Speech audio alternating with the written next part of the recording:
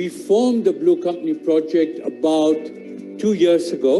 We want to encourage people and companies in the private sector to ensure that their companies and organizations are run without corruption. It cannot only be about government alone. Government is on the demand side. The private sector is the supply side. Today, as the Deputy Chairman of Jubilee Mauritius, I'm an enthusiastic supporter of the Blue Company Project. We were one of the first members and we're very happy to be involved in the initiative. We have always stood for humility, transparency, and accountability. We would like to see many Kenyan companies together with their people to be proud of what they do. Also, what is important is that we have powerful partners because they believe in us, and all of that is going to lead to the success of this project. We're bringing KEPSA members, we're bringing the wealth of the private sector, we're bringing the knowledge of what we've done in other corruption agendas that we are part of, and working together with the Blue Company. If we all align forces, which is happening now, especially with the Blue Company Initiative, Kenya will be gaining this 7.8% of GDP that is losing now to corruption. The rules to be a Blue Company member are very simple. There are no fees involved, there are no big audits and so on, and our secretariat will show you a very easy way to join. For those who will join us, the benefits are one, that of course they can hold their head high up. Not only them, but it's also that we are going to have a network group purchasing together, putting all of the Blue companies together, and we will support each other in buying. And I think that this is something which is very important and in future will become a very important part of the Blue Company Project. So it's not only that you will benefit by being able to advertise that you are Blue, but also benefit from group purchasing. I'm George Oraro, Senior Counsel, Oraro and Company Advocates. I am Blue. My name is Carol Kariuki Karuga. I'm the CEO of Kenya Private Sector Alliance, and I am Blue. This is Amado Philip D'Andres, and I am Blue. My name is Hospita Thiga, and we are Blue. I'm Jacques de Navacelle, Deputy Chairman of Jubilee Mauritius, and I'm Blue. My name is Dominic Mureithi Mathenge, and I am Blue. I'm Julius Kipngetich, Advisory Board Member of the Blue Company Project, and I am Blue. I am Dizat Juma. I am the founder of the Blue Company Project, and we are Blue.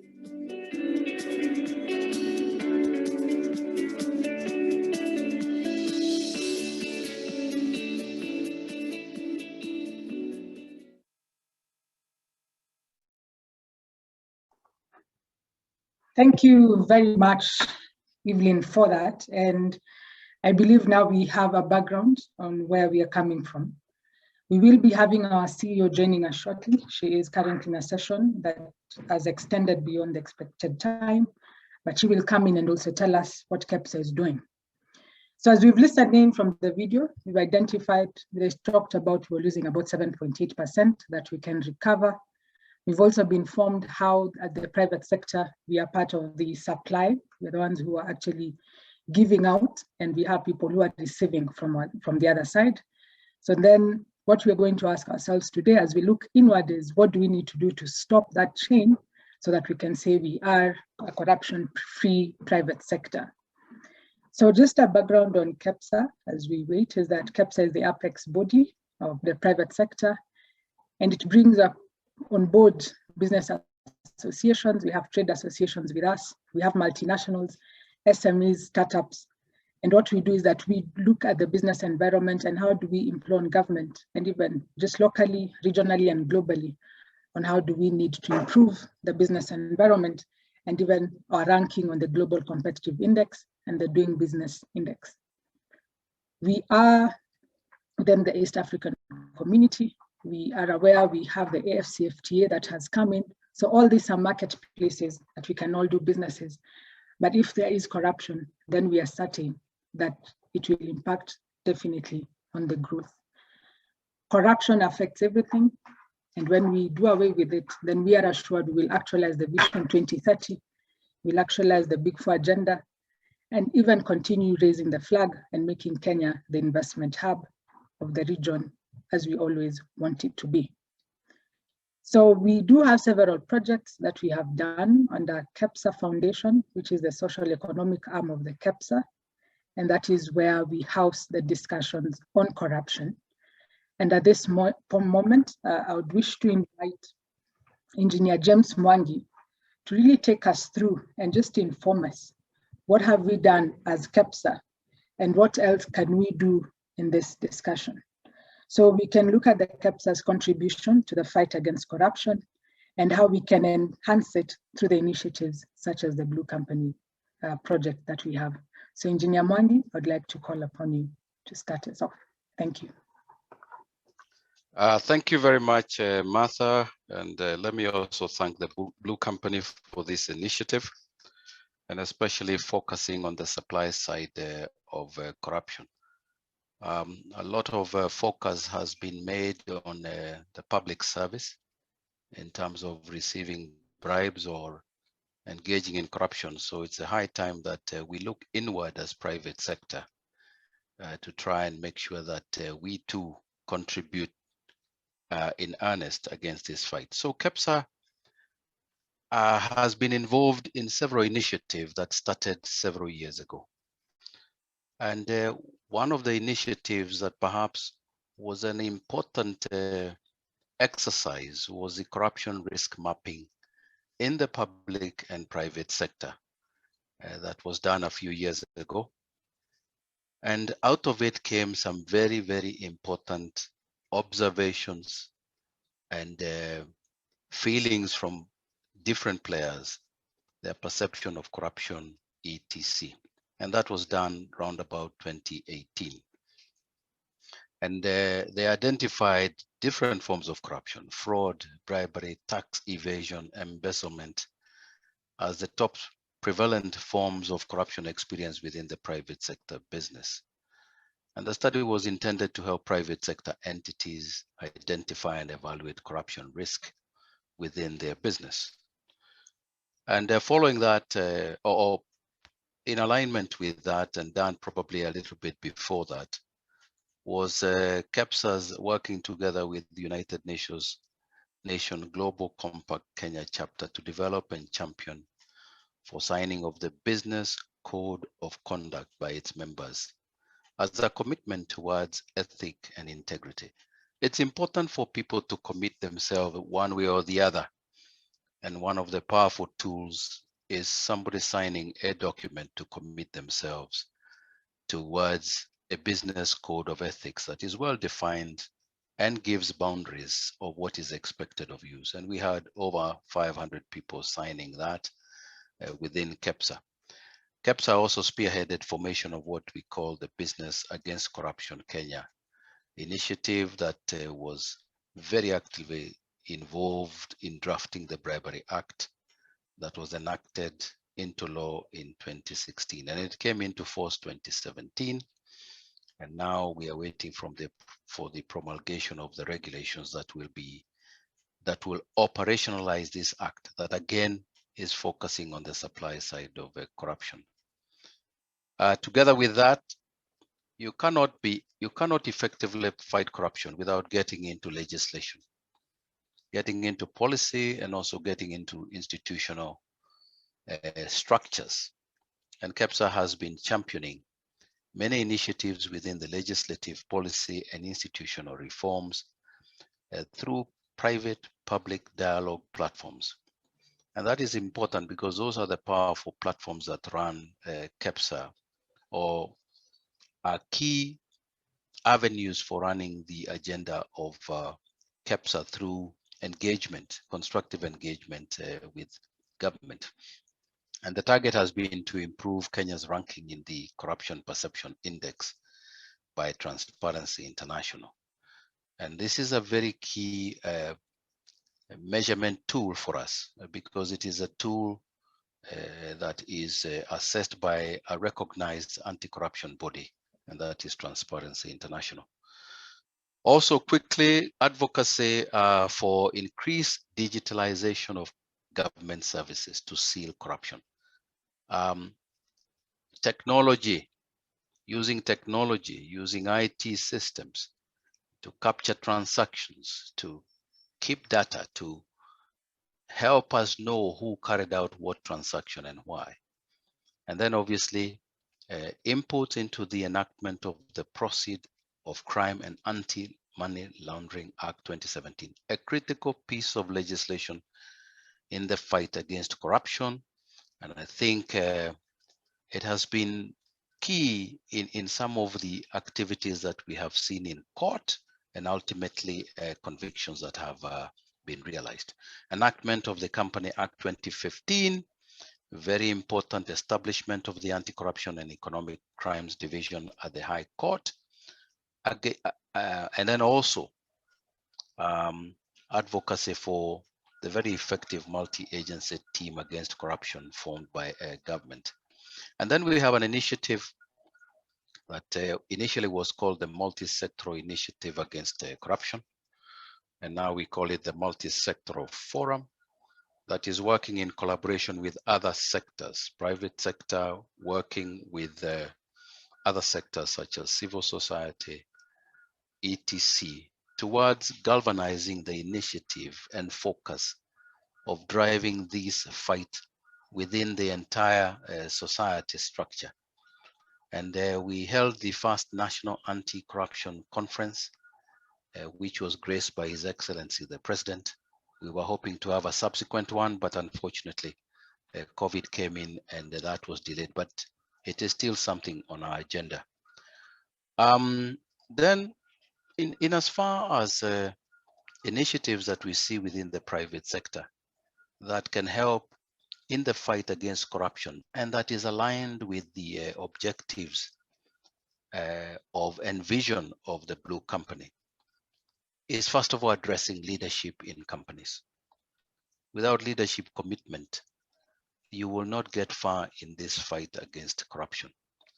So we see the Blue Company offering a very, very powerful tool towards getting top-level management to commit themselves, and by doing so, drive the culture downwards within their organizations, and also outward towards those who they do business with or interact with.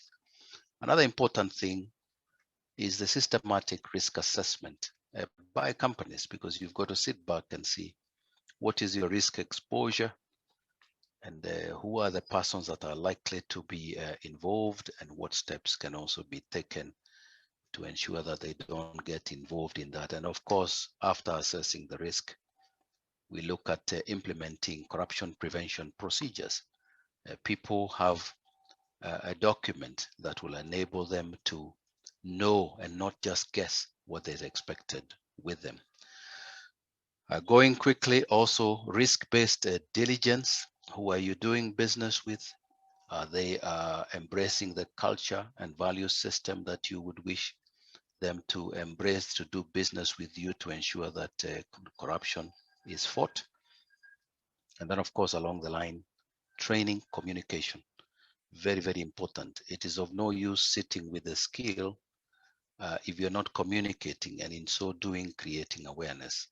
And then how are you performing? Monitoring and improvement. Very, very critical to see, are you making progress? Are you moving forward? Are you moving backwards? And more importantly, what are the new forms and shades of corruption? And what are you putting in place to ensure that they are being mitigated and eliminated? And then another important thing is reporting. People see things. What avenue do they have to report? And I think that is very, very critical, because without reporting, it is difficult to make progress. People know what happens within organizations. Corruption is never done in the open. These are secretive transactions, secretive planning. So those who are within the organizations are best placed to blow the whistle, and in so doing, bring out corruption. There are very many other additional items that I know private sector is engaged in, including a potential establishment of an information center. We need this corruption information collected at a center. We need anti-corruption measures, awareness collected, and people having access to it, and then working towards a value system, partnering with government to change the culture, because as we know, corruption has been normalized. It's a normal thing. Bribing somebody, in fact, if you don't bribe, you look like you're not normal, and that is not the way the society should be. I would like to leave it there. Probably the last one is establishment of a corruption bureau.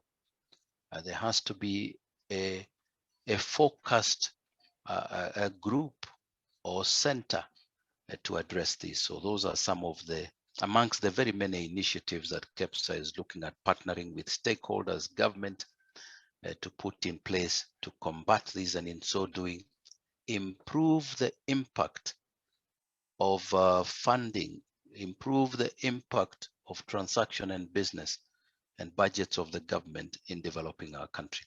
I think I'll stop there, Martha, and would welcome question at a later stage. Thank you very much.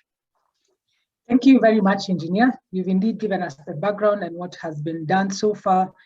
And it also tells us what we need to do more to just strengthen the impact of the efforts we have.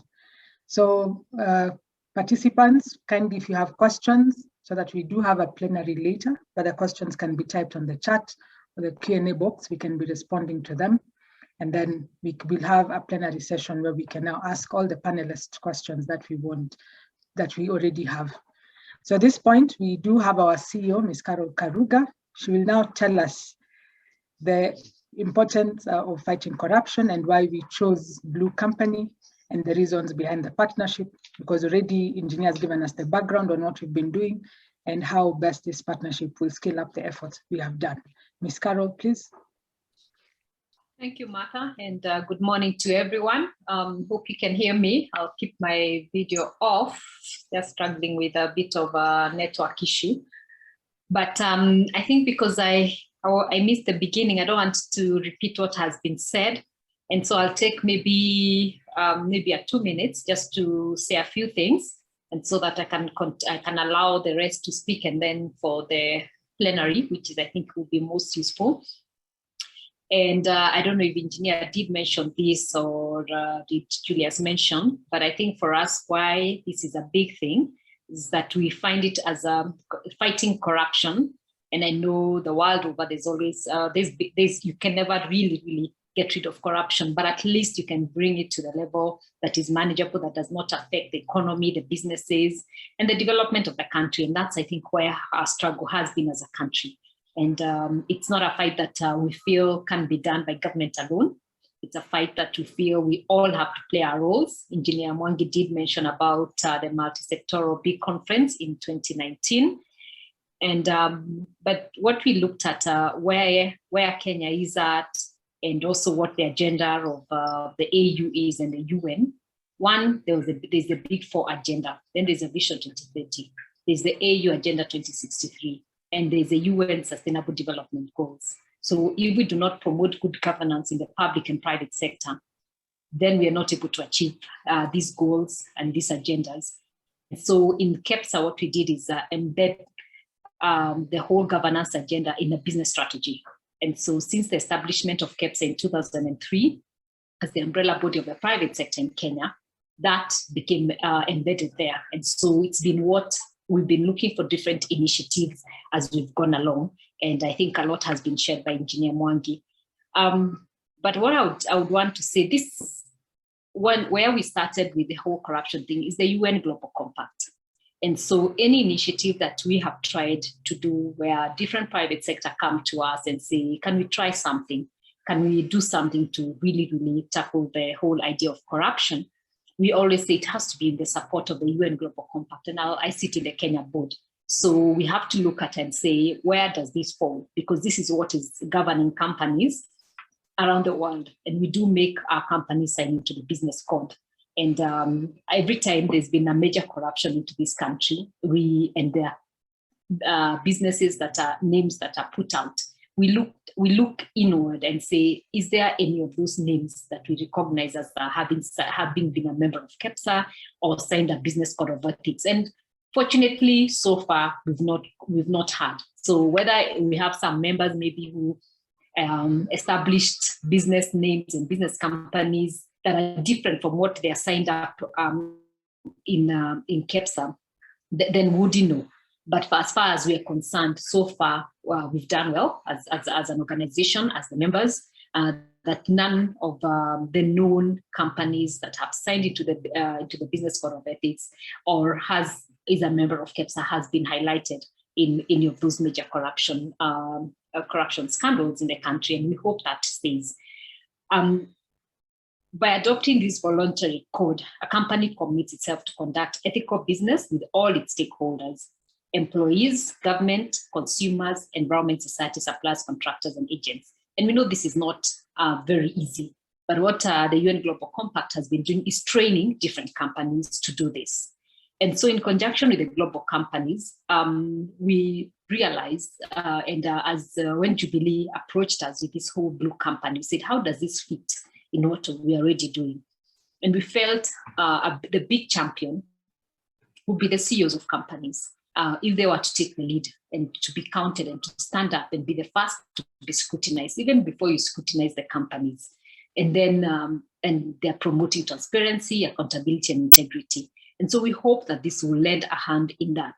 And then with conjunction with the Global Compact, companies will be trained and equipped with appropriate knowledge, skills, and attitude to combat corruption and unethical conduct, all in the efforts to promote the culture of integrity and ethics. This initiative of the Blue Company is also to provide an opportunity to acknowledge and appreciate companies and organizations that are implementing ethical businesses practices in pursuit of a corruption-free environment. And so the idea is to make sure that each of these initiatives speaks to the core initiative, which is that we're living in the aspiration and the spirit of the UN Global Compact. We hope to bring different players and different initiatives around ethics and governance to synthesize efforts and ensure we're not running parallel programs for the same companies we target. And so as we are discussing this, as we're looking at how this works, is to make sure that there's no competition between different efforts and that they're all speaking to each other and they're lending strength to each other, and that at the core, we have not forgotten what we signed on business ethics as part of the UN Global Compact, so that because that's what's recognized worldwide. And when you go out there and you say you're part of the UN Global Compact, every company, every government understands what you're saying. And so when we say then we are now start making CEOs to stand out and to be counted as CEOs themselves first, to be scrutinized and to be looked into through the Blue Company, then it lends that support.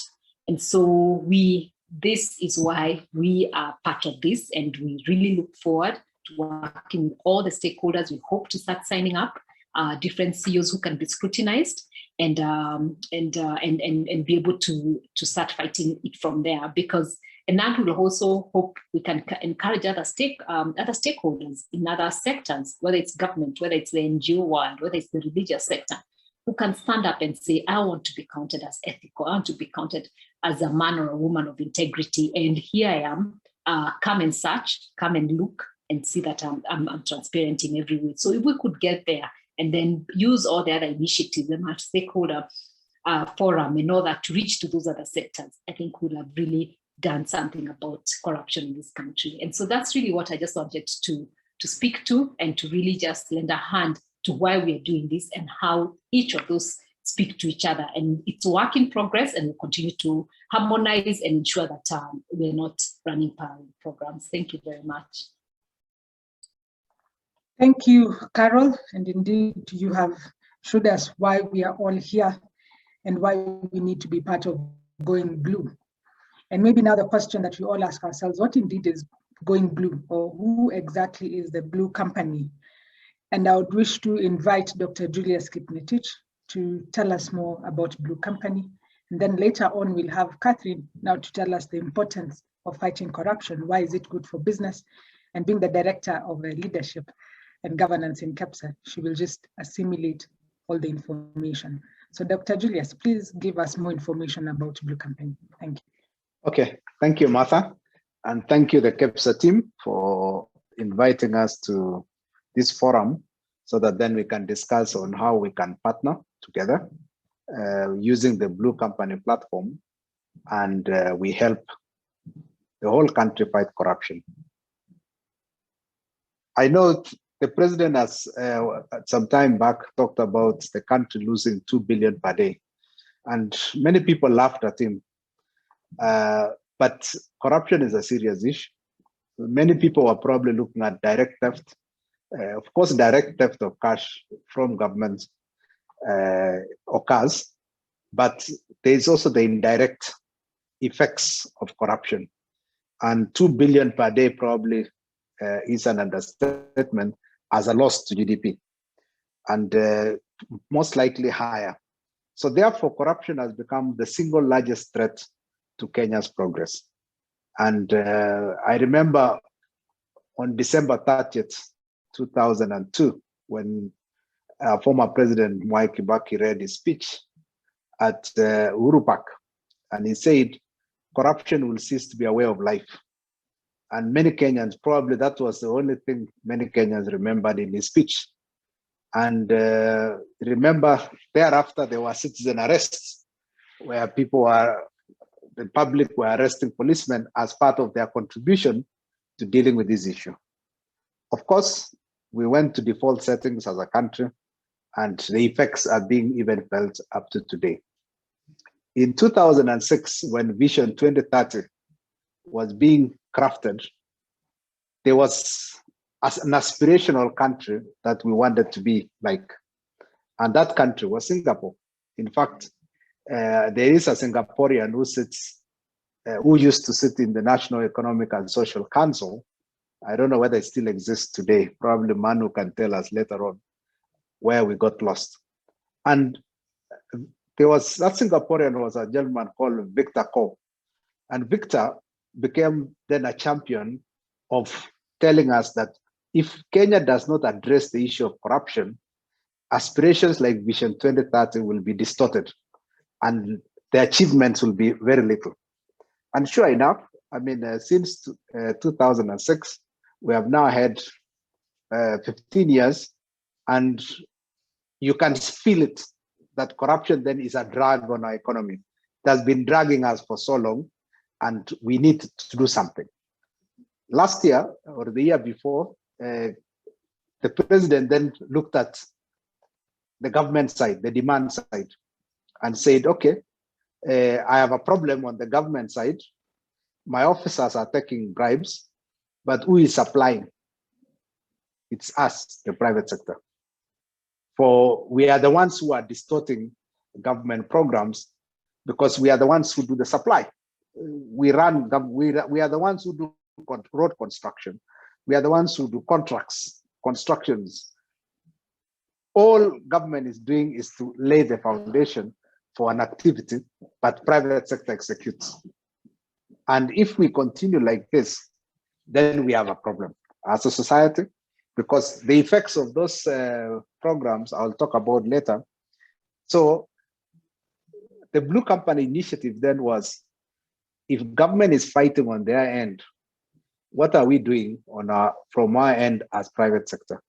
Because if we combine our efforts and significantly reduce this menace and possibly eliminate it, our potential for progress is enormous. If you look at Singapore then, at independence in 1963, their GDP was lower than ours per capita. Today, it has the third highest per capita income in the world. As we have barely tripled our per capita income since independence. Theirs, they have grown it, okay, from $180 at independence, 1963, to roughly around $63,000 today. Ours, we are still languishing at 1,250. And if you look at the single largest contributor to that drag on our economy, is because of corruption. So what does corruption do? corruption then kills the creativity and the effort of the people to produce, because GDP is a production. So the thing that kills production in our economy is there is an incentive to a shortcut. I recall 5 years ago, there was a TV program I participated in, and we were asking young people about whether they would take a shortcut to grow as individuals. 9 out of 10 said they would. And the reason was there are examples everywhere in the economy about shortcuts. So therefore, the Blue Company initiative is about saying, okay, guys, enough is enough. If we continue like this, we drag our economy and we can't then progress. If we can't progress, the effects of that lack of progress are too dire to even think of. Our unemployment rate is very high. What is contributing to that unemployment? It is the fact that we cannot attract investments. The single biggest lack of attraction of investment effect or variable is good governance. We are rated very badly under the TI, and if you look at all indicators about corruption, Kenya is rated very poorly. Should we be in the same league as countries like Nigeria, countries like Yemen, countries like Pakistan? All those countries have huge challenges to do with terrorism, Kenya included. Why do terrorists choose a country? The single greatest indicator for terrorists to settle in a country is the fact that they can bribe.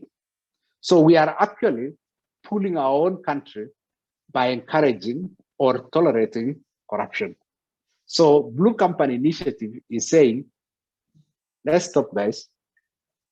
It's no longer an audit issue, because if you say all of us in private sector are audited, so it's not an audit and compliance issue, it's a moral issue. And moral issues cannot be legislated. Government will do all the legislation. Ethics and Anti-Corruption Commission is in the Constitution. There's an act of parliament. Kenya is not short of laws. What we are short of are moral platforms to ensure that we stop what we do. So the Blue Company initiative, therefore, is a moral platform. It is us to say we have reached a point, if we continue like this, we destroy our country. Our country is not a geographical space. Our country is our lives. So we are continuously destroying our lives as Kenyans because of this horrible image of Kenya being a corrupt country. So our potential is being dragged down, and we were hoping that we would be a Singapore at some point of some sort in Africa. Unfortunately, we are far from it. And the reason is just good governance issues. We have talked to the UN also about this issue, and the UN, we were referred to the UN office that deals with drugs and corruption, UNODC office.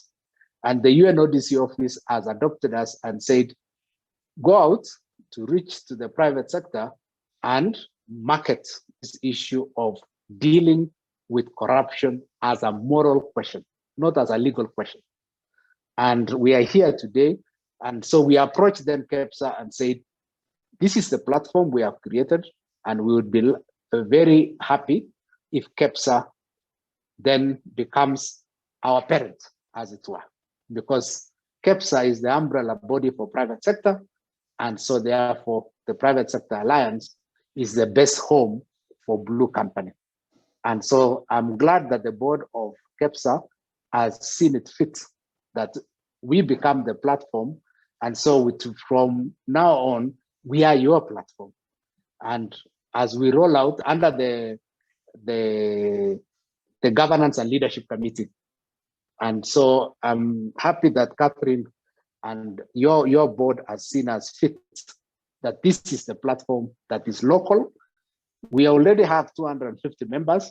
If, for example, by just bringing in everybody in KEPSA and going blue, you can imagine the impact is going to create in our society. It is going to be incredible. And so therefore, we are no longer using hard power. Hard power is audit and compliance, where you tick a box. This is not a box ticking thing. This is a heart searching thing. You search your heart and say, am I doing the correct thing morally? And if we are able to address this issue of corruption as a moral question, then we will have made progress in creating the impact we require in making Kenya a clean society. And remember, once we do that from the private sector side, the government side, which is the demand side, will begin to change. The president has already hammered the public service significantly, but he is not making sufficient dent because we on the private sector side have not made the move. Individual companies could have done so, but if we do it together as KEPSA, you can imagine the impact we are going to create. So we are hoping then that we are going to make a big launch.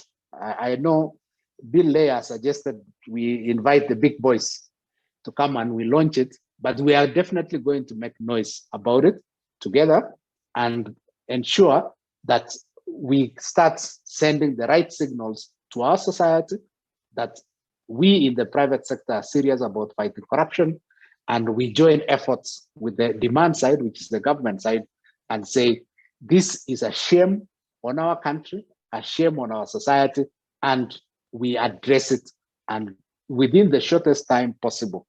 So in conclusion, I can say the following. Corruption is hindering investors to come to Kenya.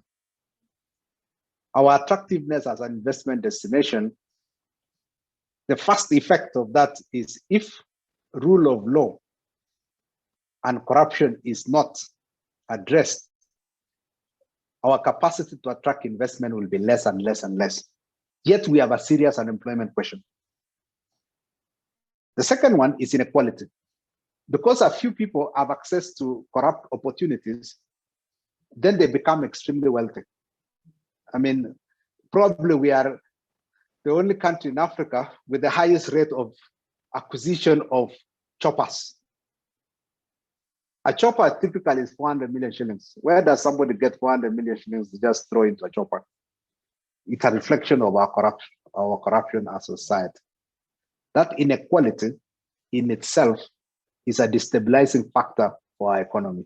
And if we don't address it now, we will pay the price as private sector because it threatens the very essence of a going concern of our business. The third is high cost of doing business. You have seen it.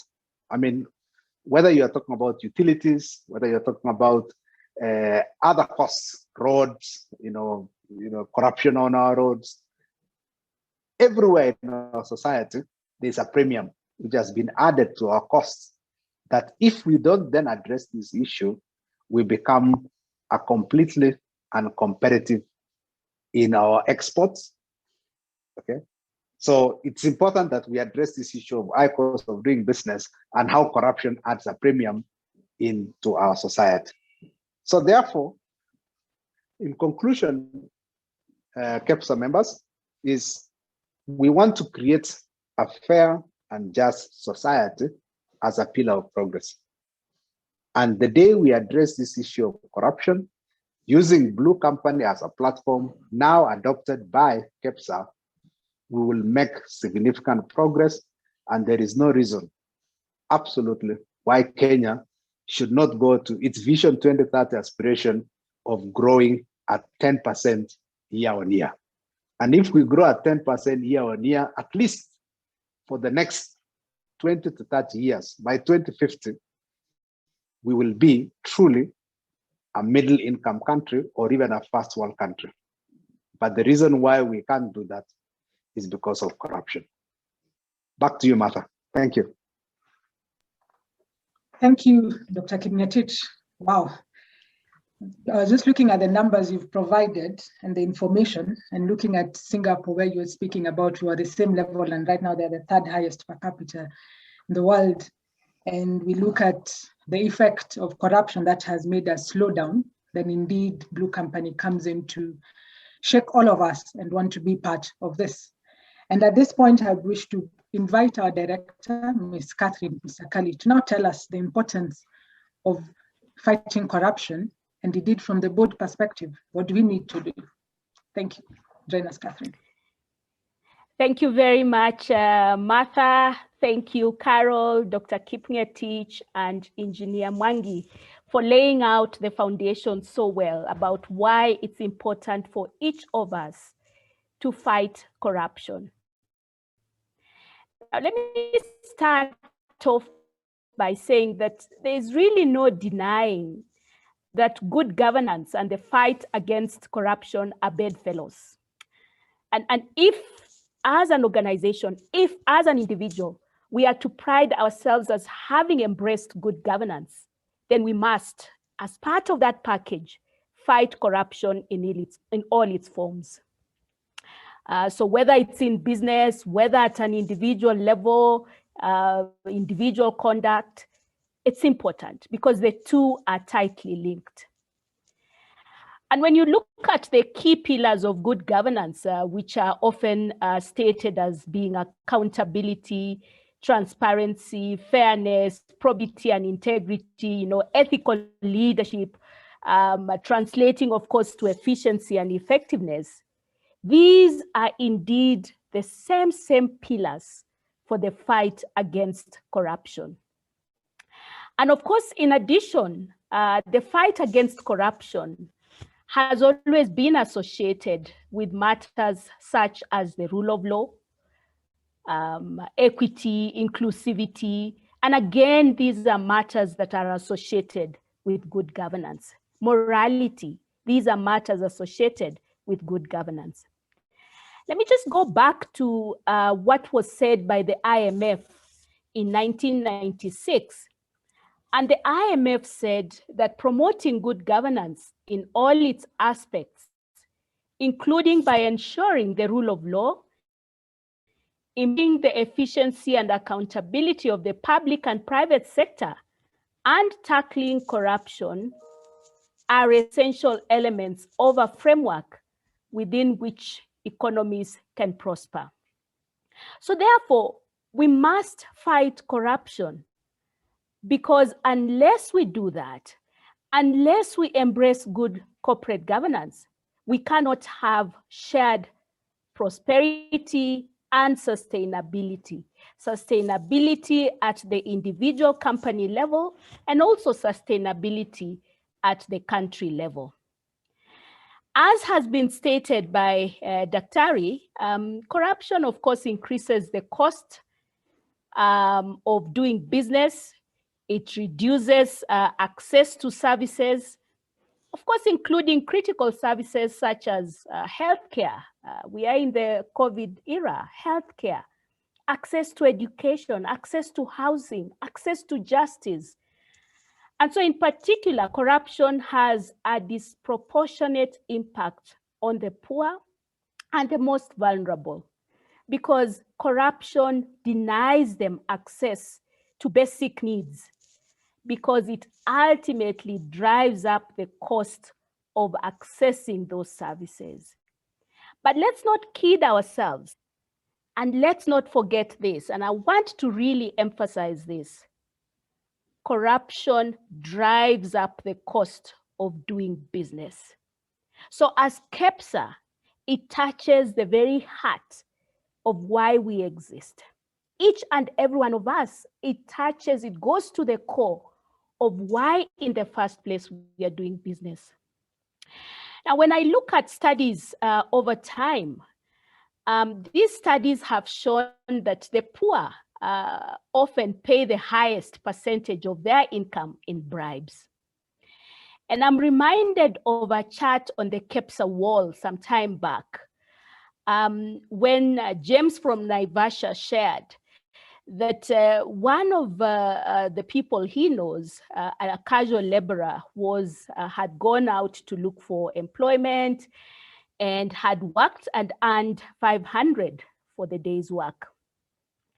But then the gentleman, as he walked home, ended up surrendering the whole of his 500 to the police on his way home. totally. That's the impact of corruption. What about businesses? Every penny that we pay in bribery, and corruption is not just about bribery, but every penny that we pay in bribery and corruption is taken off the bottom line of the respective business. And therefore, what it means is that the stakeholders of that business are therefore denied their legitimate claims. The shareholders, of course, will not get their rightful dividends because part of it has been paid elsewhere. The employees may not get their rightful and deserved salary increase because it's been paid elsewhere. The taxman will not get their rightful tax because it's been paid elsewhere. Ultimately, Wanjiku will not get the services that she requires from government because government has not gotten that money so that they can deliver the rightful services.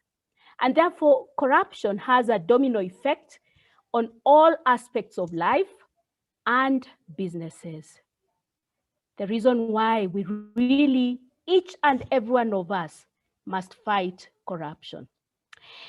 When I go back to some of the incidences of corruption that I have witnessed, corruption really ends up eroding trust in businesses, in systems, in government, and ultimately it ends up perpetuating the inequalities that have a negative impact on both individuals and businesses. We therefore must fight corruption in all its forms because it impedes, as Dr. Kipngetich has said, it impedes investment. It hampers economic growth.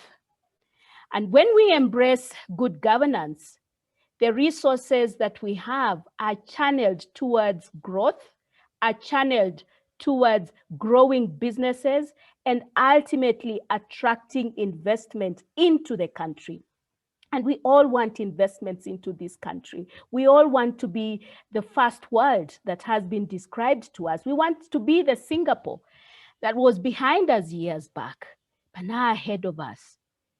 No one business, and let me repeat that, no one business is immune to the negative impacts of corruption. Why? Whether you are engaged in corruption or not, it impacts you.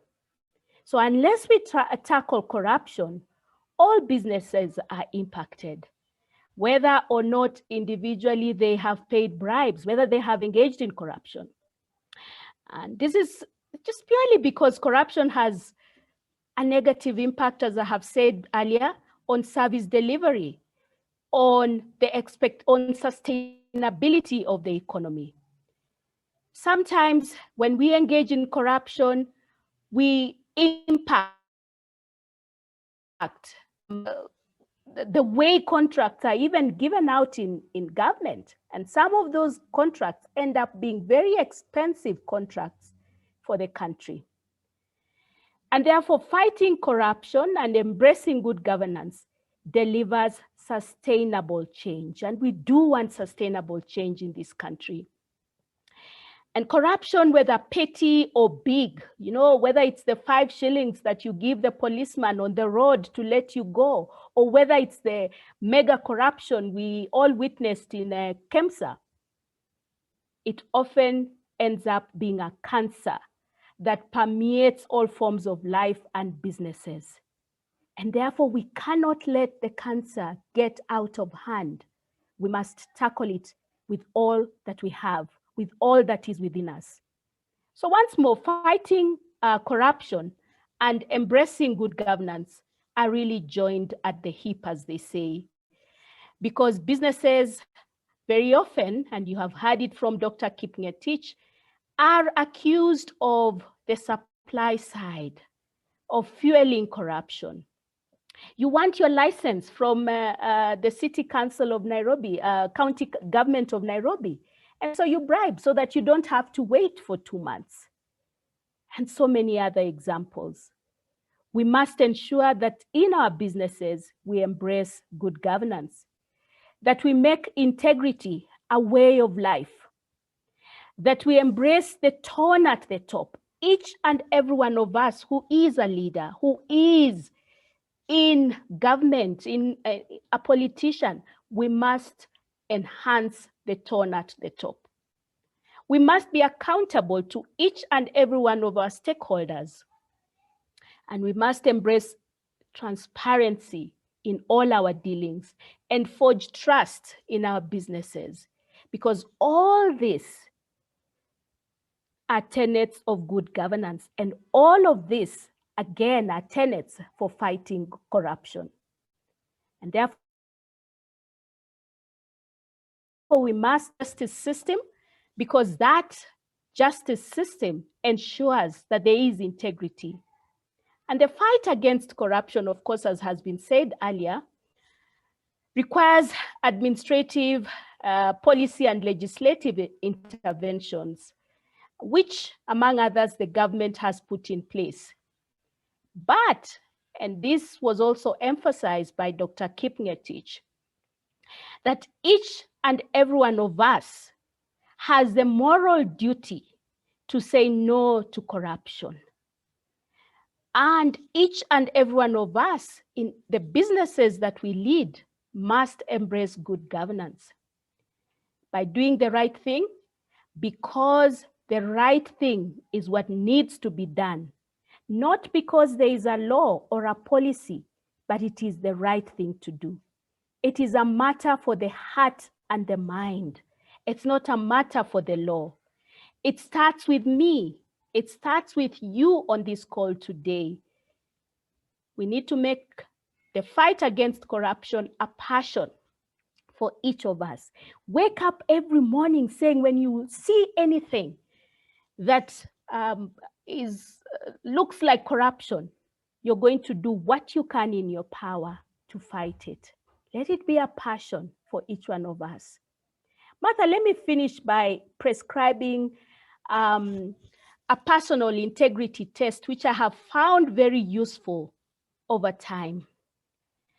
What I have done, and what I have done over time, is whenever I am in doubt, I use a certain checklist. And so the first thing I ask is there a company procedure?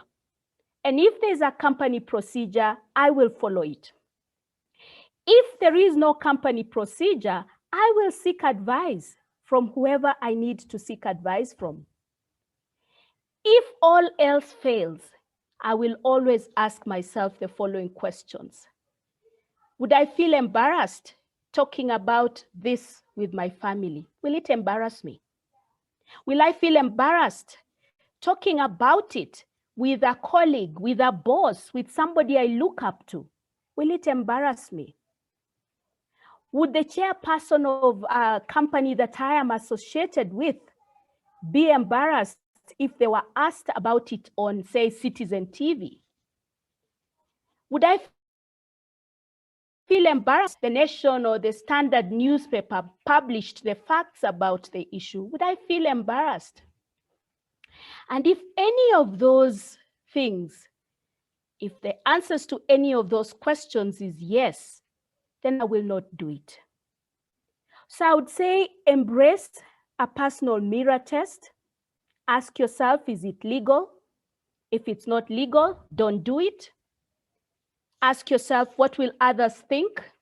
Can you justify your actions to others? Is it right? What would a trusted friend say? So do the right thing all the time, and together we, you and I, can fight corruption. We don't need anybody to come from elsewhere. It is about you and I. Thank you, Martha.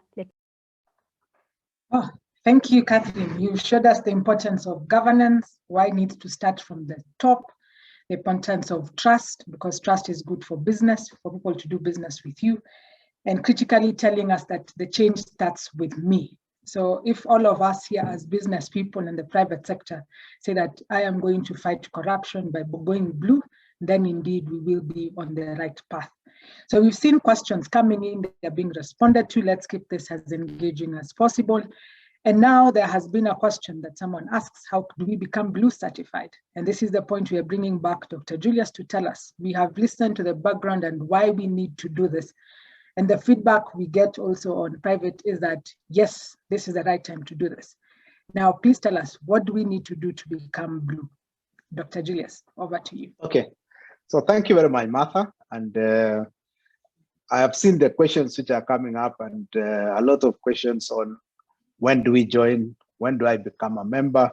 And I'm very encouraged because the key things about being Blue, as I said earlier on, it's a moral question. And many people, I saw one comment, somebody said, all these things, we talk about it in churches, but nothing happens. I know sometimes it can feel overwhelming. Sometimes it can feel weighing you down and say, this thing will not change.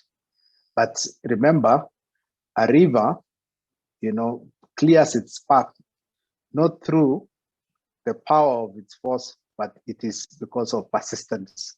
If we persist, we will get there. And this is, to me, the KEPSA platform is the right way of persisting, and we have to persist. What we are addressing are issues of culture. Okay, what are the cultural questions that we are addressing? And I'll tell you the criteria shortly.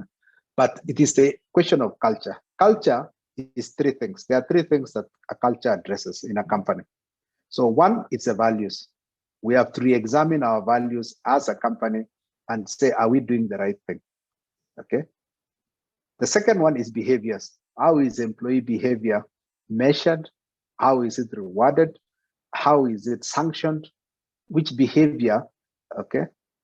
Which behaviors do companies value?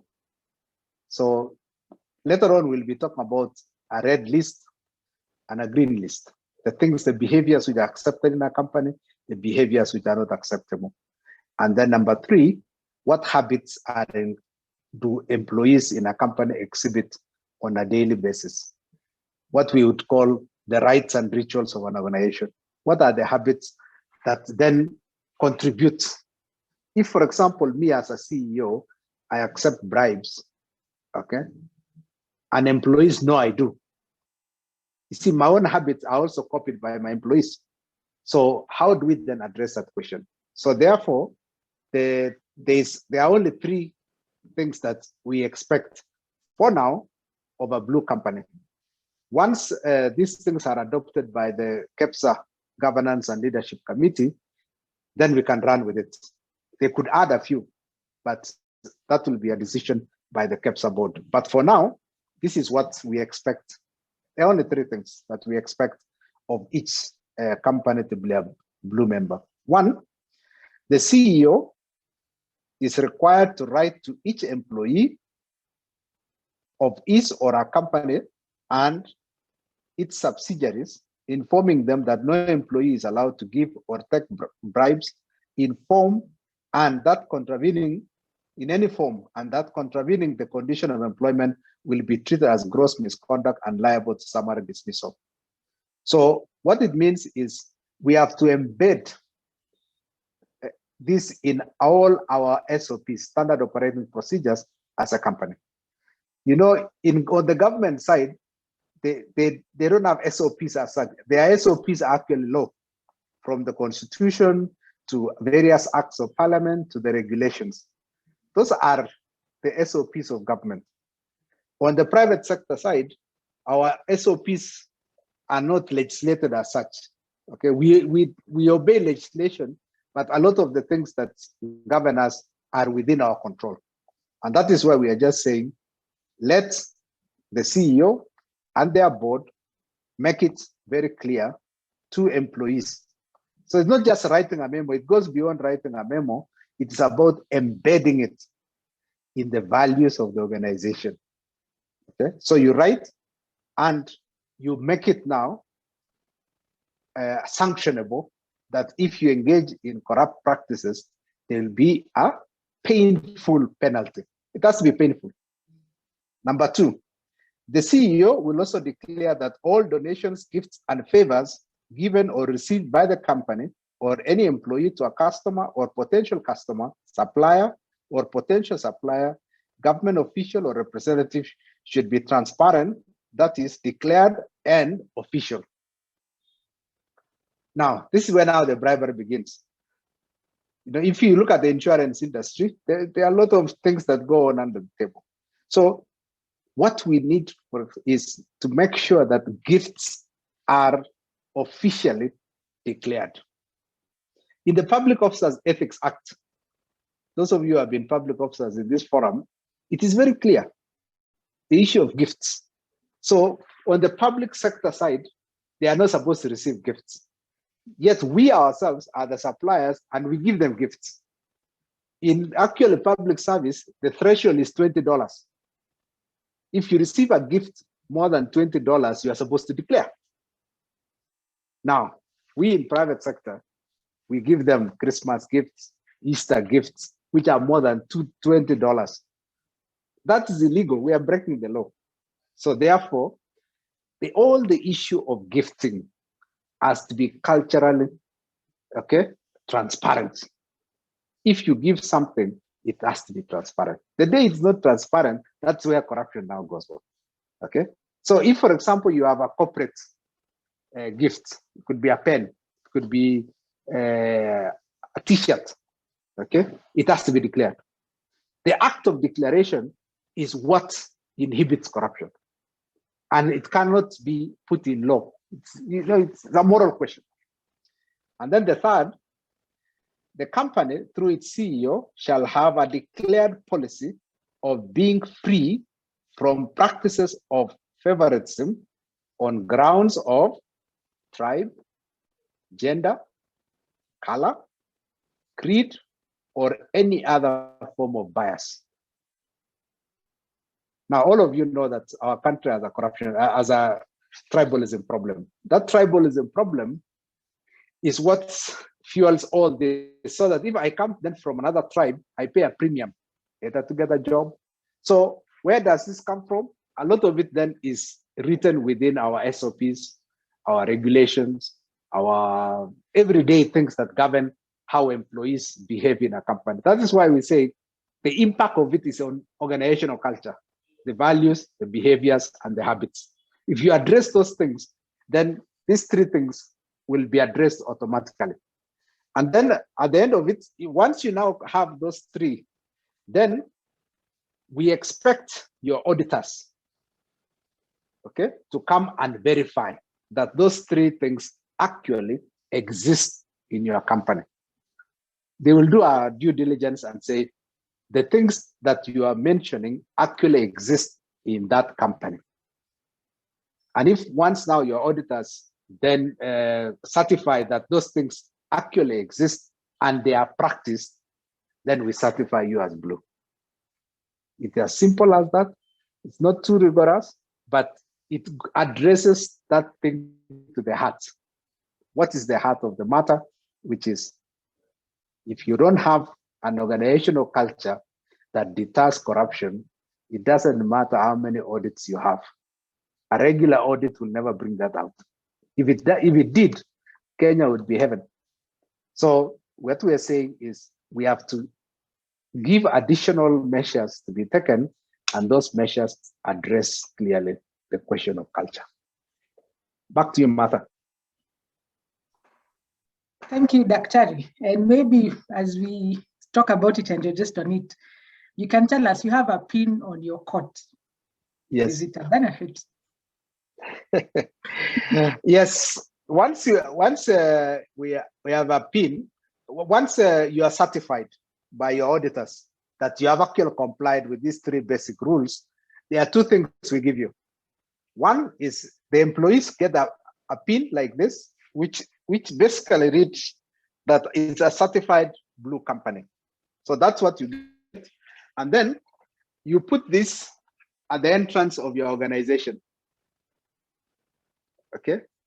So this that says it says your company, it says you are a certified blue company, it's a corrupt free member.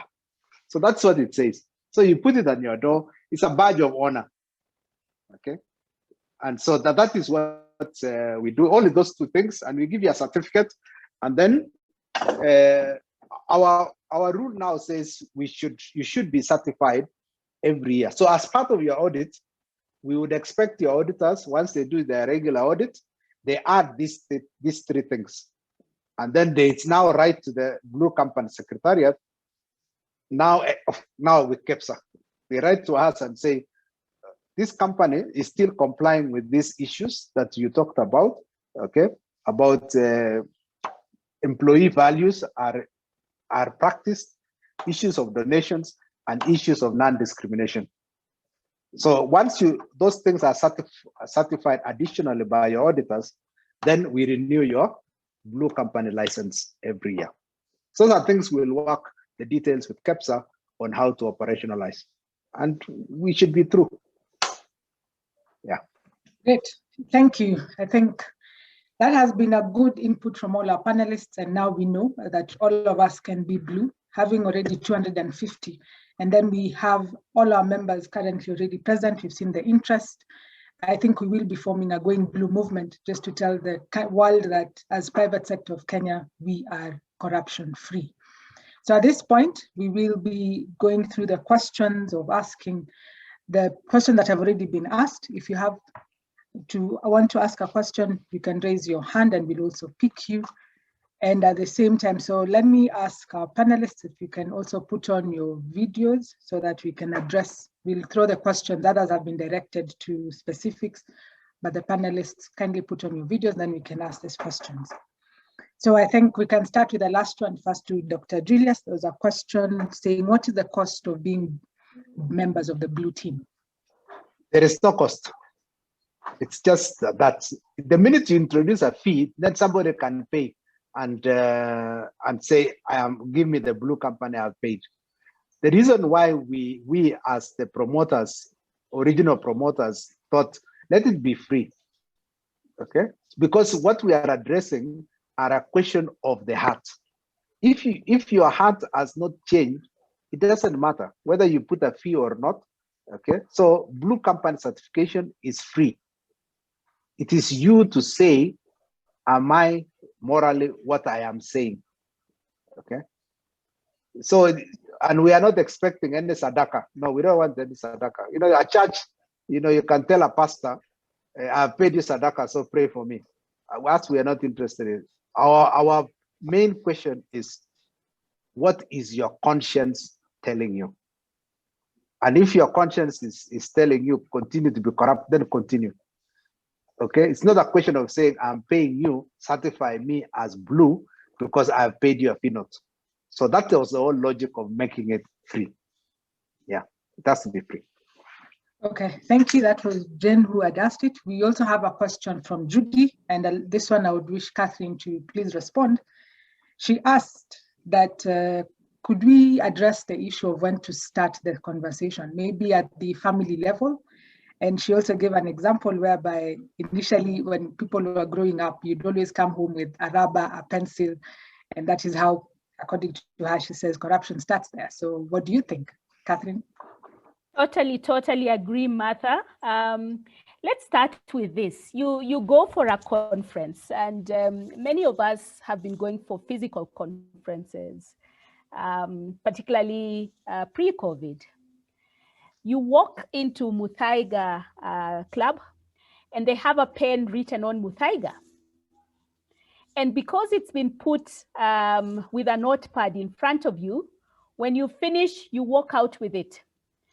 And you take that pen or biro or pencil or pad to your daughter at home because they're in school. And so they go to school with that pencil written on Muthaiga Club. What moral authority do you have to tell them when they come with something else that doesn't belong to them, that it is not right to do that? So it starts with us. It starts with at the family level, telling your daughter, your son, what is right and wrong, including you doing their homework for them. It starts with those little things. It starts with you going to church with your family in the back of the car. And when you're stopped by the policeman, then you give something. I am reminded of a story of a family that was going to church in Thika. And when they were stopped by the policeman, so the son used to go very often with the father, and this is not a gender thing. These are just the facts of the case. So the son would go with the father to church because the mother was away. And so they used to do, I think they used to make a wrong turn, and there was always a policeman, and the father would end up giving something small to the policeman, and they move on. So one time the mother came back from where she was working, and it so happened that she was the one going to church with the son that day. And so they again made the wrong turn. And so they were stopped by the policeman. And of course, the policeman started harassing them, and she was trying to negotiate her way out. And the son just said at the back of the car, "Mom, hujampatia." So what are we teaching at that age when we are saying it is okay to give what is not rightfully supposed to be given? It starts with us having those conversations at home. It starts with those conversations continuing in schools. It starts with us having those conversations at our workplaces and just being categorical about what is right and what is wrong. But again, emphasizing what Dr. Kipngetich said, that this is a moral issue. It's not about I am being seen giving. It is whether I am seen or not, it is wrong, and therefore I will not give. It's a moral issue. It's hearts and minds. So starting those conversations early on, as the saying goes, you cannot teach an old dog new tricks. It's exactly that. Let's start talking, having these conversations at a very early stage at the family level. Thank you, Martha. Thank you. Indeed, we have to start early. And if we're building for the generations to come, then as you rightly put it, that is the best place to start. Martha, We have other questions. Yes, engineer? I just thought that that's an excellent example given by Catherine. If you look at traffic today, people overlap, and they overlap with their children in the vehicles. And sometimes you have 3-4 vehicles or 3-4 rows with children in there, and it appears to be normal. Also, when your child is doing a national exam, that a parent can go out to try and get this child to be perceived to perform better than they actually are, and to tell them that that is okay in life, that you don't have to work hard, as was mentioned by Dr. Julius.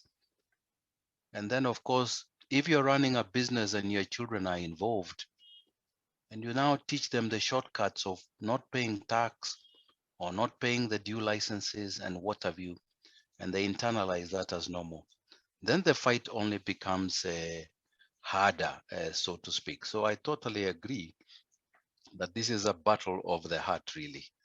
And anything else without that foundation is going to just make things difficult. Thank you.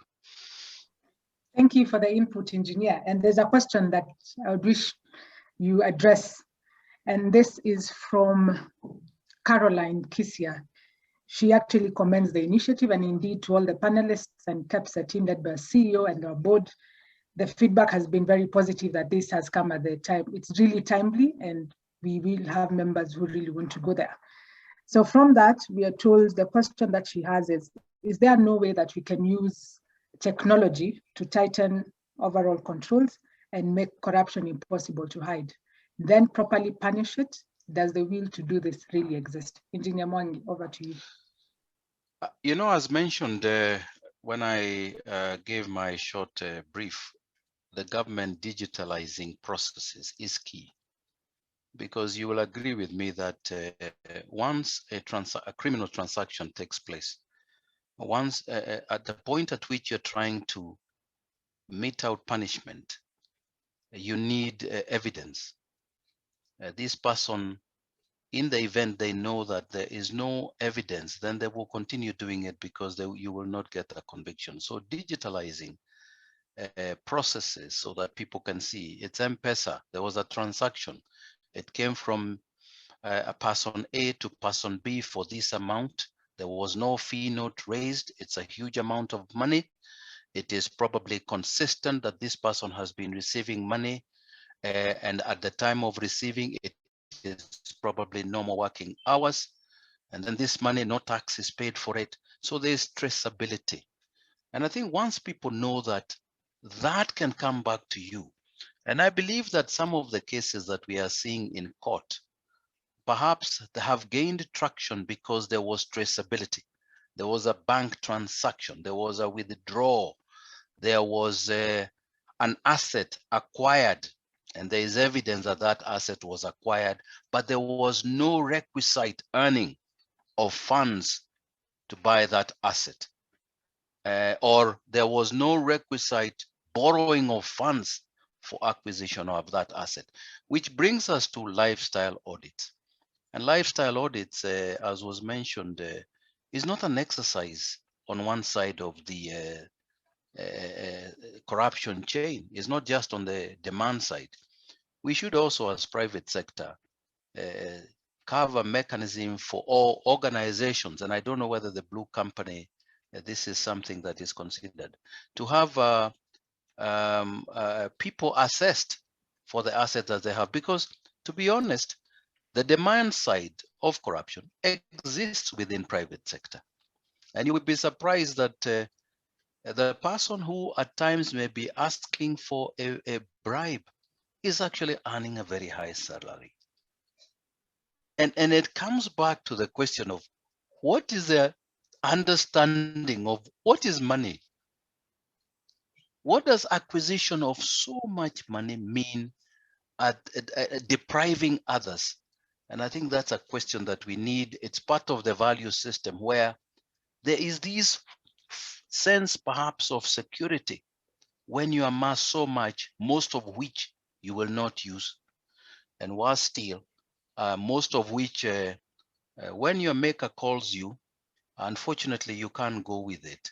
So I think we need to have these moral responsibility for the person, for your neighbor, that as long as your neighbor has problems, in one way or the other, you too have problems, irrespective of what security measures you put in place. So technology to bring traceability, to allow there to be access to see trends is extremely important going forward. Your child on the telephone, going to websites that are strange, are you able to dig into that?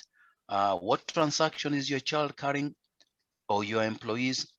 So technology is probably a very major blessing in the fight against corruption. Thank you. Just on Okay, that one, Martha, yes, let me just add something there. Okay. Yes. Mwangit mentioned something which I want to just emphasize. One of the pillars of the Blue Company will be research and advocacy, which I'm sure KEPSA also does. Now, there will be a lot of work on how we advocate in our society, how to reduce corruption. So we will involve a lot of our members, those in the media. We will talk to them on how to promote the tenets and values of what we are trying to promote. We will have people talk to schools, young people. We will reach out to, government itself. We'll talk to them and say, as you work on your side, let us help each other by working on the private sector side. And then we advocate for a cleaner society. If you read Lee Kuan Yew's book, The Making of Singapore, that The Making of Singapore, Lee Kuan Yew expected on this government, so on the demand side, he told members of his cabinet, when you're going to parliament, you wear white as a sign of fidelity. It's a moral question. I mean, you can wear white and you're corrupt. But he told them, just demonstrate that when you wear white, that white means something. So when I give you a badge like this, it means something to your heart. You can't legislate it. He told them that the highest paid civil servants in the world are Singaporeans.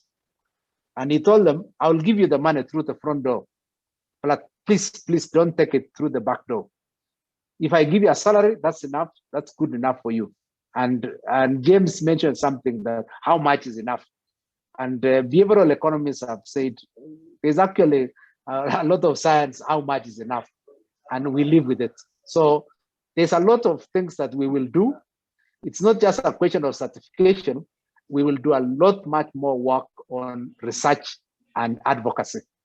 And we will do many things over the years to make sure that our society is rid of this scourge. Thank you, Martha. Thank you, Daktari, for the addition. And just to add on to what you've talked about on advocacy, I've also seen queries about what we're doing with the public sector, that's government. And I would wish to confirm that as KEPSA, we have the public-private dialogue platform that we continue advocating and working with government. And therefore, all the government, in terms of the corruption from the demand side, we will address them through that. And this initiative now is the correcting, let me call it the ills of the private sector, and through this initiative. So it is something that will be going on and working hand in hand to ensure that we reduce both the demand and the supply side of corruption. And maybe just engineer, there was something that was raised by, yes, Catherine? Allow me to just add something on to what has been said about technology. It's important to remember that this is not 1902. And corruption is also getting sophisticated by the day. So as we continue to embrace technology in other fields, we must also embrace technology in fighting corruption, okay? Bill Lay has been singing about blockchain, and I'm sure he is itching to say, if we try, and of course, you can fight corruption in using moral means, so on and so forth. But at the same time, we must also adopt other means. And blockchain is actually one of the ways in which you can use to fight corruption, because you'll not be able to hide those corrupt practices. There is a certain brevity that comes with getting away with it. So at first you're scared. You get away with it, you're like, you mean it's doable? Okay, so I'll do it again. So if we can ensure that we reduce those instances of people getting away with corruption, then we are bound to win the war. So as KEPSA and as the committee in charge of governance and leadership, we're really, really committed to working with the Blue Company so that we can change this country. There is no other way of changing this country unless we get commitments from each and every one of us to fight corruption in all its forms. Thank you. Martha, please allow me to mention something about the multi-sectoral forum. Because there we have representation from private sector, faith-based organization. Again, trying to go to the core of our value system by engaging the faith-based organization. Civil society, another very important arm of society. Then professional organizations, because as mentioned by Catherine, as corruption gets sophisticated, it isn't done by just anybody. It is sophisticated, and it is likely that there are professionals right there in the center. After all, as you make procedures tighter and tighter, you need also very clever people to go around those tight controls that have been put in place. And just like we're having with this COVID-19 pandemic, variants, they mutate, etc., etc. And then there are obviously those professions that, without naming them and without saying anything wrong, that somebody gets a living out of them protecting that and facilitating that. And therefore, I know that also within the multi-sectoral forum, we have representation from government. We have the AG chambers. And I think you'll remember that there is a Kenya Leadership Integrity Forum, which is again a multi-pronged approach, because we realize if you heal the leg and the hand is also ailing, the body is still in pain. Therefore, I'm just saying that the Blue Company then comes in very, very strongly, this time with tools to help especially private sector on knowing what to do. Because private sector may say, yes, I want to be anti-corruption, but then how? And therefore, Blue Company comes in with the right structure, works with the companies as they grow. And ultimately, those small badges, Dr. Julius, they count for a lot. I know that in life. And therefore, Yes, it is a more than welcome initiative that will now just converge with the other initiatives all towards that common goal of fighting corruption. Thank you. Excellent. Thank you, Engineer. And thanks, Catherine. You actually brought out on blockchain, which was part of the questions and actually the comments from Mr. Bille. Before we take the second set of questions, at this point, I would like to invite Dr. Manu Chandaria to please give his remarks from Geneva, and then we can continue with the second set. Dr. Manu, over to you.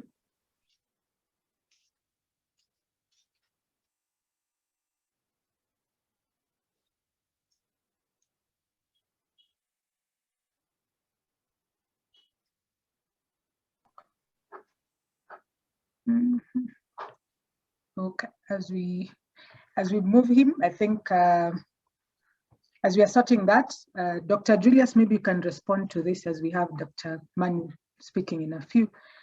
The questions of auditors. There's a question here on, can you confirm who will send the auditors? Is it KEPSA, Blue Company, or which type of auditors do you mean will do the audit? It is your auditors. Remember, each company is audited. You are the one who chooses your auditors. So your auditors will then certify that those conditions of Blue Company have been met, and we will give them guidelines. If your auditors, the auditors that audit you every year, they will now just have additional work of certifying those things, and then we link up with them. Remember, it is a voluntary compliance measure. You know, having an auditor to audit your books is a legal requirement. But having an auditor to certify for Blue Company is a voluntary thing. That is why we make it free. And we are saying the compliance is because you believe in it, it's in your heart.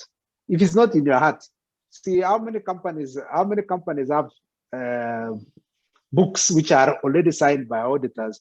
And then when they are being sold and a due diligence is made, then you realize, oops, you know, this company has been falsifying books for a while. So if we appeal to the moral conscience of the collective moral conscience of a company, we will make incredible progress. And that is what the Blue Company initiative is about. Let us go into the hearts of people. If we win their minds and hearts, then we are making progress. It is not going to be overnight. It is a process of chipping slowly and slowly, and we will get there. That I guarantee you. But we have to start somewhere, and I'm very happy that KEPSA is working this journey with us by us just providing the platform and KEPSA running with it as the leadership and governance platform. And then we'll do a lot of advocacy. There will be a lot of education. UNODC has already provided us with $100,000 and said, okay, as part of them also fighting drugs and crime thrive in a corrupt environment. So that's why they're interested. There are even governments globally which have talked to us and say, if this initiative is adopted by a platform like KEPSA, then they are willing to fund it on the research and advocacy part. We have talked to Transparency International. Transparency International are saying they will come on board. We have talked to Global Compact. They will come on board. So all these initiatives will come together and we have a joint push. And I'm sure when we reach out to government on a joint push now on demand and supply side, you will see the dent we'll make over the years. And for me, as a Kenyan, I want to be proud that when I travel somewhere, I'm not looked at like a Nigerian. You see, in an airport, if you look at a Nigerian, you just look at their passport and you see corruption. I want the passport of a Kenyan to say, you are good people. You know, when somebody sees a Kenyan, it should be, you are good people. And that will be the greatest pride, really, that we bequeath our children and all the generations after us. But the way we are going now, we are likely just to be bequeathing them problems and a bad image that our country. I mean, all of you who have traveled to, say, Lagos, I've never been, but those who have traveled to Lagos say that, you know, you expect to put some money in your passport because it's a standard procedure. If we don't do something, we'll have similar thing at the airport here in Nairobi. And what a shame it will be for us as Kenyans that we couldn't do anything about it early enough. Thank you, Martha. Thank you, Dr. Julius. Now we have Dr. Mani. We wish to listen to the words of wisdom from you, sir. Well, thank you very much, Martha. That first is congratulations that KEPSA woke up. I don't know, 17, 18 years back that I created one, the KEPSA, that woke up that this is one essential part of creating a good society. And I'm glad that this particular things have, I just sent a message to one of my company and it says, never heard of it. It's among the top 100 corporates in the country. If they haven't heard, how would you expect others to hear? So I think that it's necessary that the KEPSA moves to everybody in a forceful manner. Whether they like it, they don't want it, that's a different question. But we must move into that direction. Now the subject is, you know, since Adam and Eve, corruption is there. So it's not easy to move. And it's always going to take very, very, very strong efforts to do it. And I'm sure we can do it. But for all this, you require first political will. Do we have the political will? You know, in the beginning, I think there was some mention about the presidents mentioning it. But let's look at all the corruption cases that we started. What happened? Nothing happened. So the question is, unless there's a political will to really, at the end of the day, you can show where the corruption is. But then the government has the power to move and to be in it and to be able to do something about it. So I think that there's a huge misunderstanding. Is the political will there? If the political will is there, then I think we can start doing something about it. If the political will is not there, it's a club of 250 people, maybe it'll become 400 people.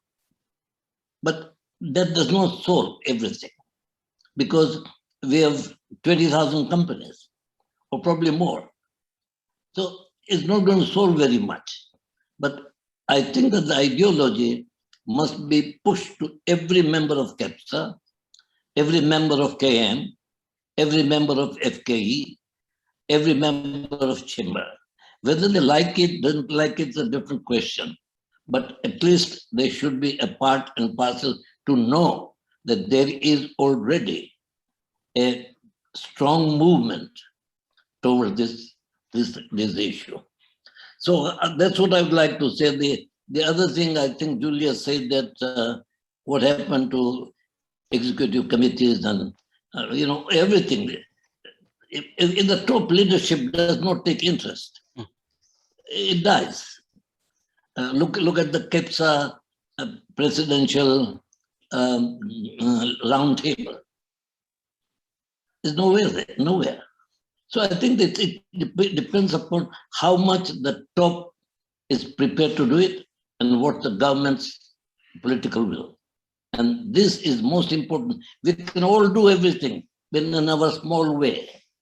But we cannot do everything which needs and can improve Kenya. To improve Kenya, you require the country, the government will, and political will. And once you have that, I'm sure that we have seen countries, like look at next door, Rwanda. We don't have to go very far. Look, Botswana. There are a number of countries in Africa that you can see who has achieved something which their people think is worthwhile. So I think that effort what we are doing is good. Let's make sure that it is pumped into as much as possible. And maybe you don't become 100%, but at least from blue and from nothing, if you get to somewhere nearby, I'm sure that we can make a substantial change. Thank you. Thank you so much, Dr. Manu. And maybe I could request Catherine to say something after our founding chair has spoken. Thank you very much. When your founding chair speaks and gives you direction, the only thing you can do is just follow suit and implement. So I just want to echo the words so beautifully put by Dr. Manu, which is that this is a movement. And that is something that Dr. Kipngetich keeps saying about Blue Company. It is a movement, and we will get results out of the members of the Blue Company putting pressure on the other members when there are incidences of corruption. So we must embrace this, and KEPSA is not going to be left behind, particularly now that Dr. Manu has talked about it. We must join the bandwagon and fight corruption. Thank you, thank you. It is a movement. Let's keep that in mind. It is a movement, and we need to be part of the movement. Thank you. Thank you, Catherine. Engineer Mwangi. This, as mentioned, there's no overnight cure. It's a progressive treatment. The patient must be willing. And I think what is also important is to recognize that whilst it is easy to point at other people in as far as what they should do or should not do is concerned, this fight against corruption is a fight for everybody. It is a fight for all citizens. And let me just give a few examples of how citizens can fight. First, you can refuse to give a bribe. I know some people will say, hey, but what option do I have, etc. Secondly, if your child all of a sudden comes to your home and has material prosperity, if I may use it, that in your mind, you cannot comprehend how your child who is young, 20s or maybe 30s would have acquired it. And that includes a big car or even an offer to help within the family, which is so good, but perhaps beyond your comprehension of how your child could do it. There is nothing wrong with asking, where did you get this money? Because as long as your child pleases you or whoever it is else, and without any questions, then they treat it that it is okay. Secondly, even in your neighborhood, somebody's all of a sudden who you know relatively well, all of a sudden their status in society in as far as wealth acquisition changes drastically. And especially if it is associated with that person taking a new position, then there is nothing wrong with asking.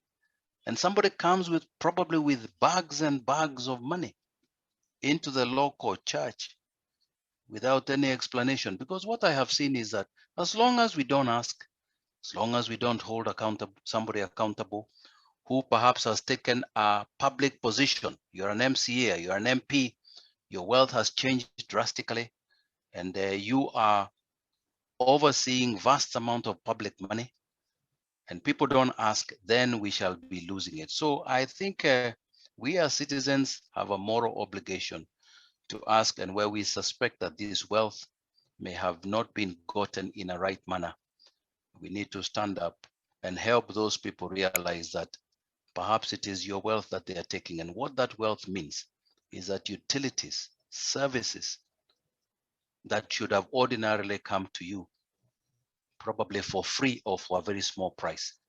You now have to pay for it in a manner that means that your life quality does not meet your requirements. So I would say the fight is on, and I think this is an excellent initiative that we must keep making sure that it gains traction. Thank you. Thank you, Dr. Kipngetich. Yes. Okay, mine is just to say thank you very much for the members who have come on board. Please go to the website of Blue Company. You can begin the registration process. You can begin engaging the auditor. Evelyn is the person who is running the secretariat, and she will guide you on what to do to get the certification. As I said, there are no fees involved, so don't worry about it. What we are just expecting of you is your moral conscience. If you do it, as James said, when you meet St. Peter at the gate, he will say, you are a good person. Go to the right hand of the Father. That is really what we're saying. And just to emphasize what I had said earlier on, this is really a question that we as Kenyans, especially the elite, because this forum, as Kenyans who are elite, we owe it to this country to clean up. Yeah. If we don't clean up, this country will collapse in its own weight because of poor governance. And that poor governance is going to drag us all to the drain. We have tried several initiatives before as citizens to deal with this issue of corruption. The politicians have tried, it's not as easy because the supply side never moved. The government side, which is the demand side, always tries to make an attempt because there's a lot of pressure from the public. That pressure, if we don't do something as KEPSA, will begin hitting us because young people, they are angry. And if you just read young people's forums in Facebook and Twitter and the rest, you can see the pressure boiling up that our country is not facing the right direction. Huge unemployment problems, huge. In fact, that's probably the biggest challenge. Issues of income inequality, huge income inequality. And those two are products of bad governance. And corruption is one of those pillars of bad governance. So if we take the initiative, young people will see it as finally, the private sector is taking action on a major moral problem in our country. And if we do it successfully, our country will be rewarded for it because we will attract investments that then solve those unemployment problems. People will earn income. So therefore you will solve those inequalities. We reduce the cost of doing business and we create that prosperous society as envisioned in Vision 2030. Thank you, Martha. Thank you, Daktari. As we almost wrap up, maybe there's a question there's a statement and you can help us respond to. It's from Wamboi Mbarire. She says that you've indeed been at this for a while, and she's asking and actually suggesting that we need to have a face for the Blue Company so that it will enable rallying troops to the clarion call to fight corruption. So those are the ideas that have come in. And then I know we had already talked about the launch, expecting to have the HE, and even from the remarks from Dr. Manu is something, and which will be led by our board directors who are already present, that's Catherine and Engineer James, on how best do we launch this, because today we're bringing people to really appreciate what Blue Company is all about and what do we need to do. So getting the questions, most of them have been answered. So if we can look on the Q&A. So probably just to add on what Wamboi Mbarire said, is KEPSA will be the public face of this program. We are members of KEPSA. We want to do something together.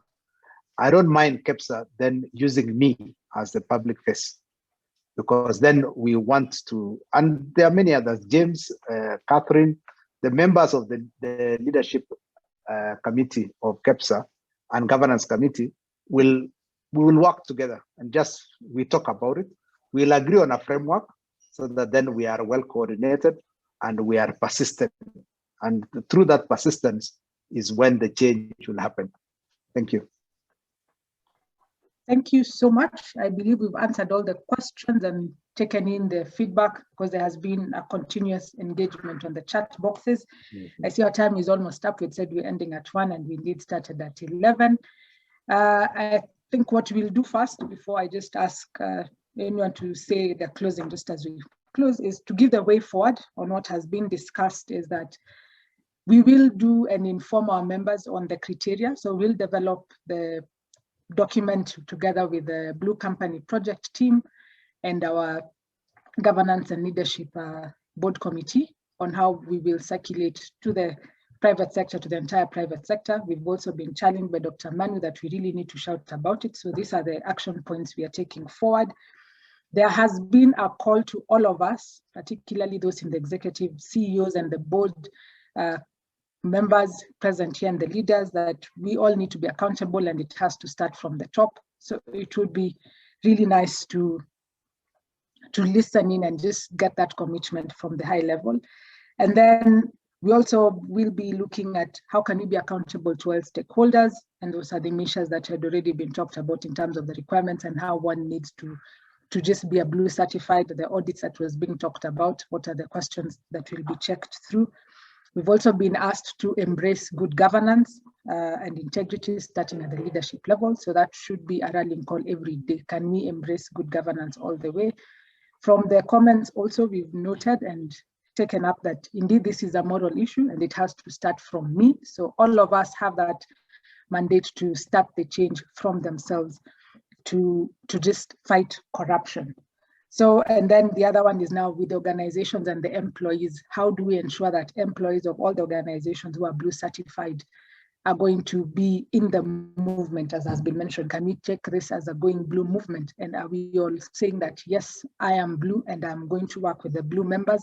And it's about self-regulating, because that is something that I know as KEPSA, we really push. Can we regulate ourselves as a private sector? So this is indeed an initiative that will enable self-regulation of the private sector. We thank you all for your time. Thank you so much for being there and listening in for the 2 hours. The attendance has been great. The questions have been very insightful. The panelists have been insightful. That's the feedback we're getting, and we really say asante sana. And maybe in just a few minutes or in the next, just give me additional 3 minutes to ask our leaders if they have something else to add, and then I will be closing. I will start with Catherine. Anything from you, ma'am? Thank you, Martha. Just to say thank you for listening. It starts with me. It starts with you. Together, we can make the movement. We can make the change that we want to see. Thank you very much. Thank you, Ms. Catherine. Engineer Mwangi, please. Thank you very much. I'd like to also echo the words of thanking all those who were able to attend, those who wanted to learn more about how we prevent. They say prevention is better than cure, because cure does not mean that you come out without, you don't come out unscathed. The other thing that I would like to say is that at the end of it all, life is a service, and how you serve others, how you serve your society is the best way that you'll be remembered. So let us serve this country, let us serve society by making it better. And one of the ways of doing that also is by eliminating that which negatively impacts society. And as Obama said, yes, we can. Thank you. Thank you, Engineer Mwangi. Dr. Manu, any word from you as we close, sir?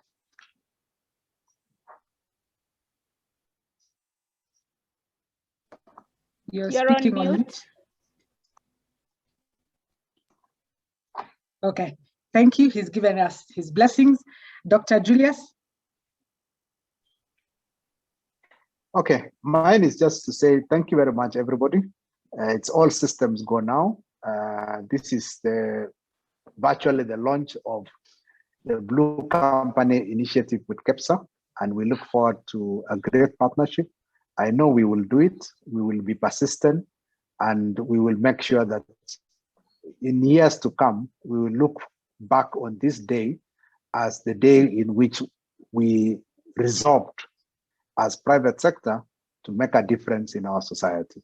We owe it to our country, we owe it to future generations that we adopt this initiative and live by the tenets of what we have committed ourselves to. There are no fees involved. There is no ticking a box and compliance issues involved. It is just a basic resolve from the leadership and employees of a company to say, enough is enough. This is our country, and we want to run it professionally and also morally correct. Thank you. Thank you, Dr. Julius, and our panelists for the informative session. Indeed, as Professor Wangari Maathai said, it is the little things that we do that will make the difference. So this is the start of that little thing of changing the country in terms of corruption from the private sector. And together, we will continue walking this journey together. And even one day say that we kicked corruption out of Kenya, and it was started by the private sector. So thank you very much. We wish you all a lovely afternoon and a great week ahead. We will be sharing more information on the chat. There are the contacts of the Blue Company Secretariat, as well as from KEPSA. We also have Anne Katule, who has been part of the organizing committee and leading the discussion from the foundation. And to all of you, this has been a success. Thank you all, and God bless you. Have a good time. Thank you very much. Thank you. Thank you. Thank you. Thank you.